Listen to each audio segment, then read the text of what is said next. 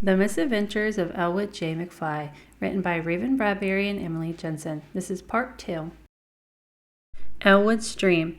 Mo finished spinning a silky masterpiece and was hungry. Stomach growling, he was bummed nothing had yet landed on his web. Meanwhile, Elwood had been hanging with friends and wanted to find lunch before heading home. He promised to watch a movie with Dad later that afternoon, so he could not be late. Elwood yawned, needed an energy boost before exploring food options.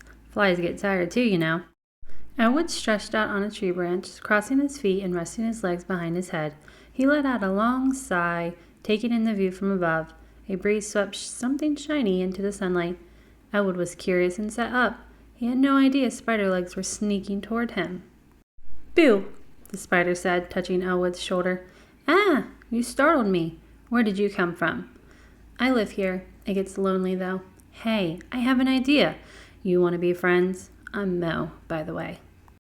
Can a spider and fly really be friends? Elwood wondered. Mom always said not to trust arachnids, but she never said why. His large size appears scary, and he came out of nowhere, but seems friendly enough. "Sure, I'm Elwood," he replied. "You can never have too many friends, right?" Elwood flew up to Mo's house for a closer look. He was amazed at the detail. "It's really cool. You put a lot of work into this, whatever it is." "Thanks. You would be impressed by what I can do with this thing. If you're around later, I will show you." "I can't today, but maybe another time." Elwood then tried taking a step back. It seemed weird that his legs would not budge. Even pulling with all his strength did nothing. Mo, I have a problem. My feet are somehow stuck to your house, which is kind of a weird thing to have to say." "Yeah, that's normal," Mo said. "My silk keeps you from getting blown away in a strong wind." "That's great, but I'm fine. There are hardly any wind today. I really just want my legs back." Mo began spinning a cocoon over Elwood's body. "What are you doing to me, Mo?" he shrieked. "I can't see your face anymore." Young McFly just realized his place on the food chain, below Spider. Forget hanging with real friends again. Forget finding lunch. Forget watching a movie with Dad. Forget.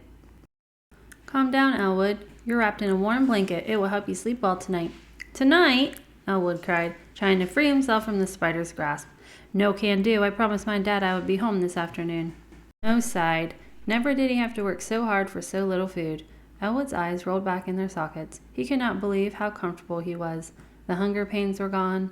Elwood even forgot about the movie. He just went to sleep. Mo smiled. Many hours passed. The sun had begun rising far in the distance, illuminating nearby cornfields. If you were to look closely at the sack, a water droplet was sliding down through its center, splashing the silk below. It must have been a bead of sweat dripping off of Elwood's forehead. Was the fly having a bad dream? Time for breakfast. Using his fangs, Mo bit a hole into the cocoon, blinding Elwood from the morning sun. "I had the strangest dream," Elwood yawned, squinting to see him. "I was being hunted, but didn't know it. And then I felt strangely protected. I'm just glad it was a dream." Elwood took a deep breath. "Hey, buddy, would you mind making that hole a little bigger?" "Of course," the spider grinned. Assuming Mo was ready to eat, Elwood wet his entire body. He needed to be a slippery mess for his plan to work. As his pretend friend yanked on Elwood's leg to pull him out, the fly reached up with his feelers to tickle Mo's belly. Too bad the spider did not see this one coming. Mo lost his grip, sailing backwards until hanging onto his silky masterpiece by two legs.